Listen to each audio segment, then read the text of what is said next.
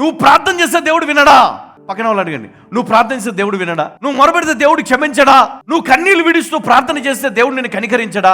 కదా, గర్భఫలం ఇస్తాడు, వివాహం జరుగుతుంది, ఉద్యోగం వస్తుంది, నీ ఆస్తి నీకు వస్తుంది, నీ సమస్య నుంచి నువ్వు బయటికి వస్తావు. నువ్వు బంధకాల్లో ఉన్నావు. ఇప్పుడు ఆ సంఖ్యలన్నీ తెగిపోవాలంటే ఒకటే మార్గం, దేవుని ఎదుట నిన్ను నీవు తగ్గించుకొని కన్నీళ్లు విడుస్తూ ప్రార్థన చేస్తూ దేవుణ్ణి ఆరాధించువారు, నిజంగా నేను చెప్తున్నా, వారి జీవితం అద్భుతంగా దేవుడు మార్చబోతున్నాడు. హల్లెలూయా. అద్భుతంగా దేవుడు వారిని మార్చబోతా ఉన్నాడు. వారి కుటుంబాన్ని దేవుడు దీవించబోతా ఉన్నాడు. వారి పిల్లలను దేవుడు ఆశీర్వదించబోతా ఉన్నాడు.